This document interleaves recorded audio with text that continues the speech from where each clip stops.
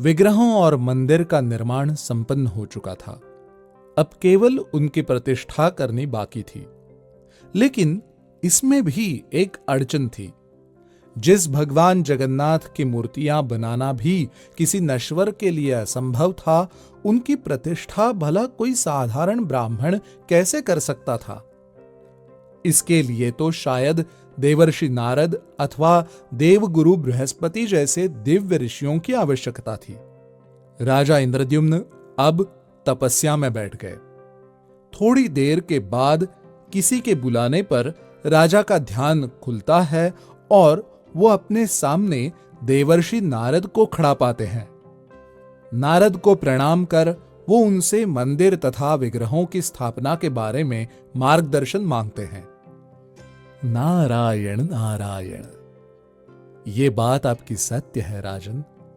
जिस स्वरूप को बनाने हेतु देवशिल्पी विश्वकर्मा को आना पड़ा, उस स्वरूप की प्राण प्रतिष्ठा केवल वही कर सकता है जो तीनों लोकों में सर्वश्रेष्ठ वेदज्ञ है।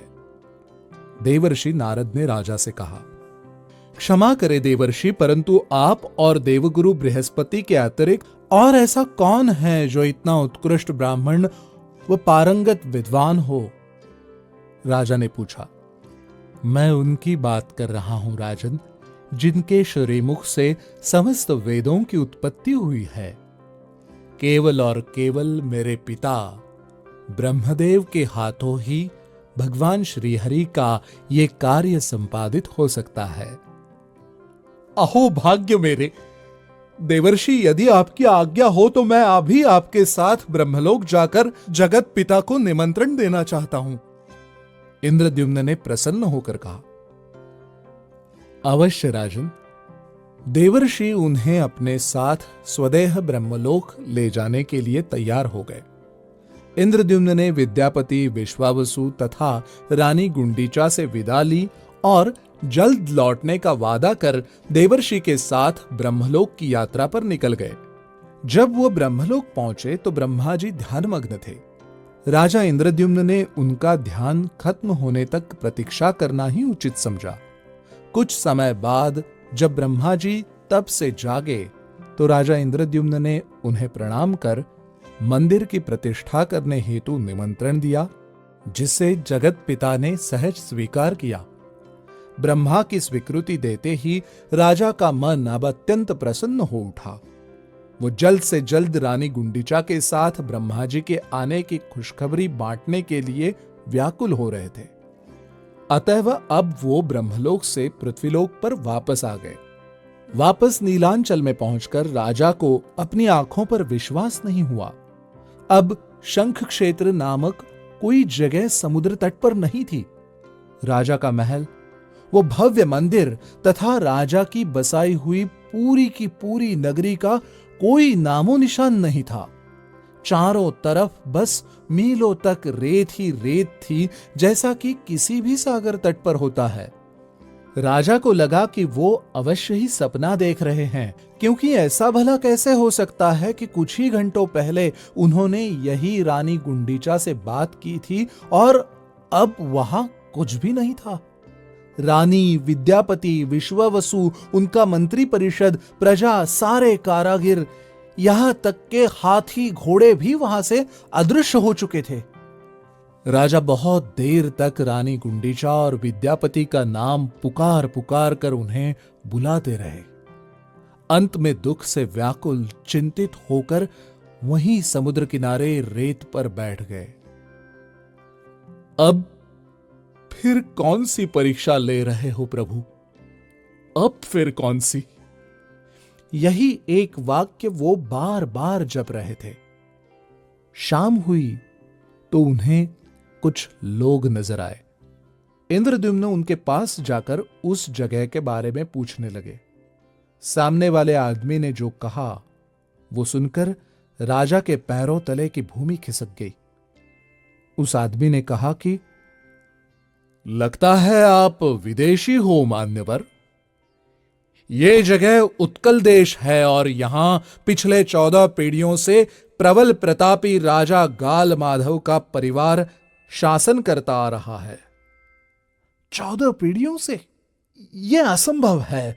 मैंने तो सुना था कि यहां राजा इंद्रद्युम्न का शासन है। राजा ने कहा, नहीं, मैंने किसी इंद्रद्युम्न का नाम कभी नहीं सुना। क्षमा कीजिए, लोग गलत पते पर आते हैं, मगर आप तो शायद गलत राज्य में ही आ गए हैं मान्यवर। ये कहकर वो आदमी हंसने लगा।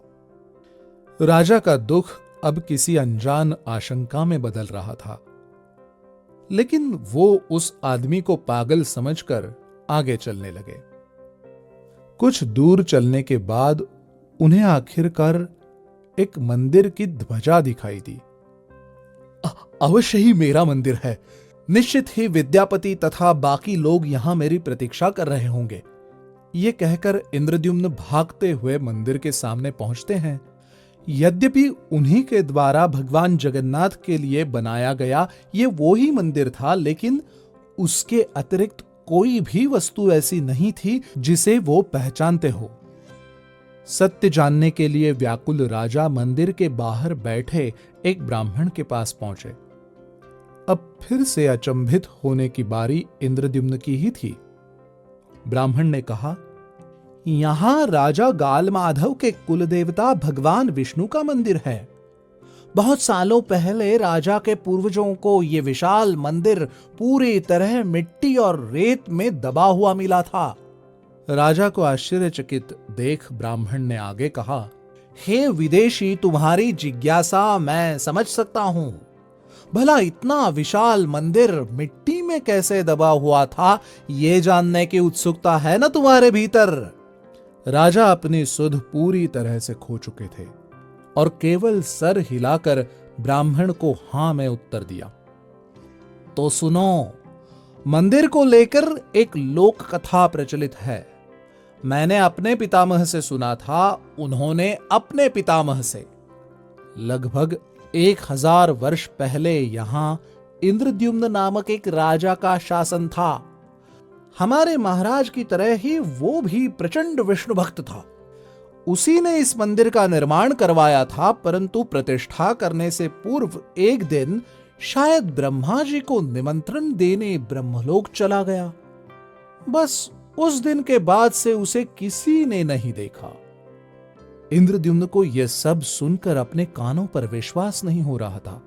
उसकी प्रजा, उसकी रानी, मंत्री परिषद सब उसकी प्रतीक्षा करते करते मृत्यु को प्राप्त हो गए, परंतु वो नहीं आया।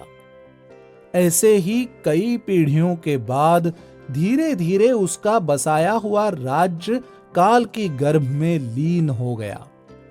उसका बनाया ये मंदिर भी पूरी तरह रेत में गड़ा हुआ था। एक दिन राजा के घोड़े की नाल किसी वस्तु से टकराई और राजा भूमि पर गिर पड़े। मिट्टी हटाई तो पता चला कि किसी मंदिर का शिखर है। बहुत दिन तक खुदाई करने के पश्चात तब जाकर कहीं इस भव्य मंदिर का ढांचा सामने आया। चूंकि मंदिर खाली था तो राजा ने इसमें अपने आराध्य भगवान विष्णु की स्थापना की। बस तभी से यहां वैष्णव पूजन का प्रारंभ हुआ है।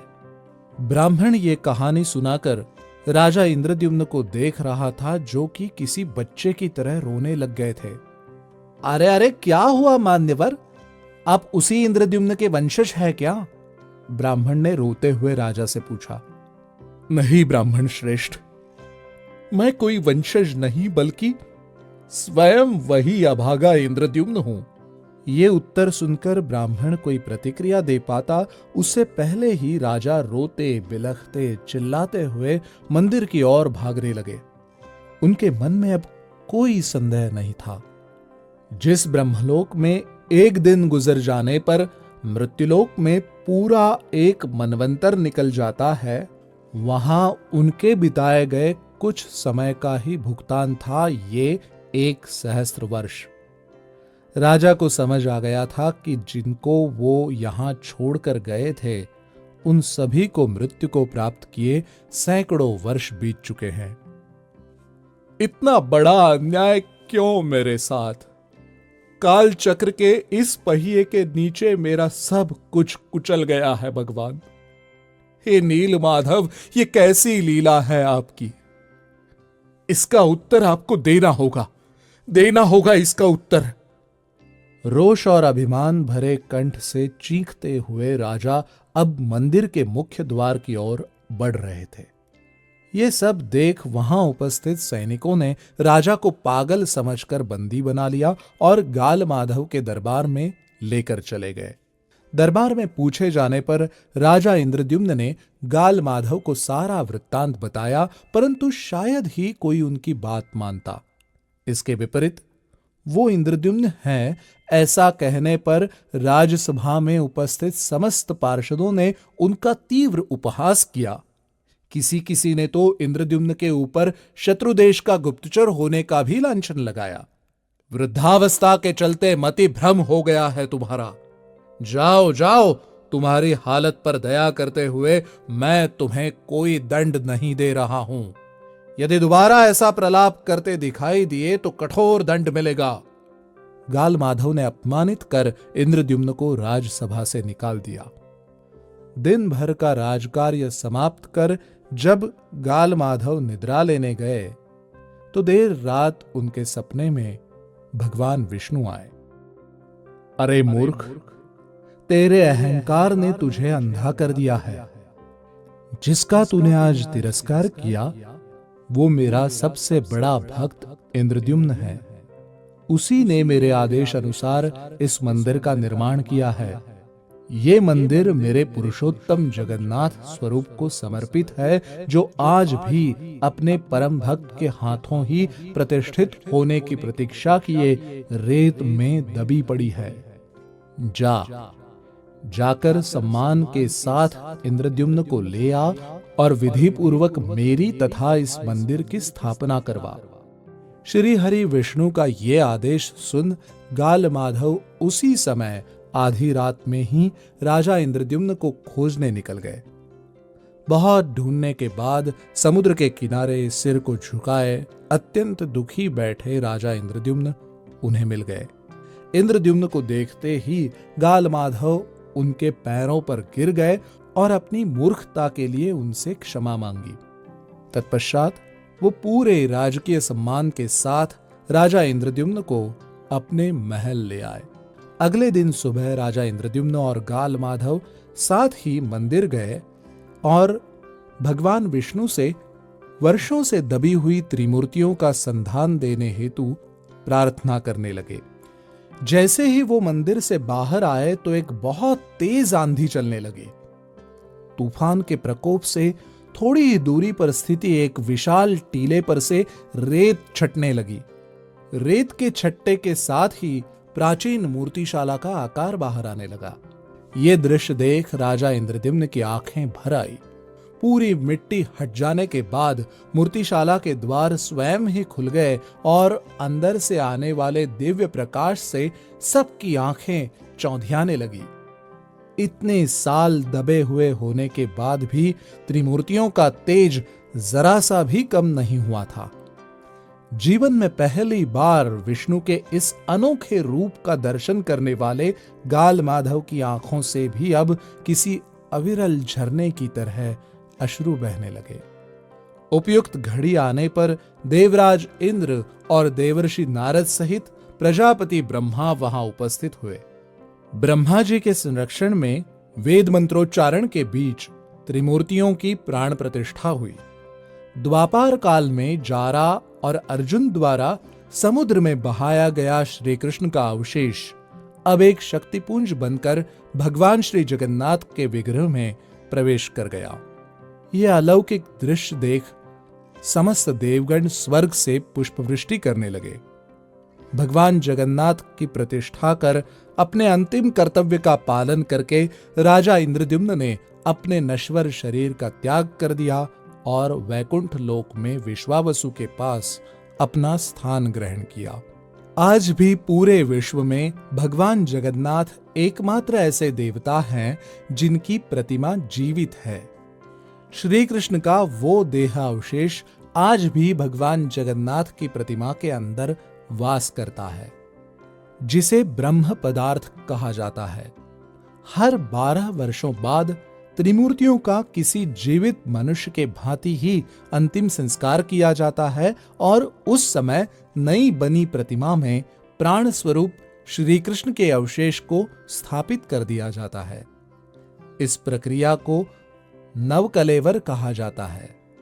भगवान नीलमाधव के कहे अनुसार आज भी विश्वावसु के वंशज ही प्रभु श्री जगन्नाथ के आद्य सेवक हैं, जिन्हें दैतापति कहा जाता है।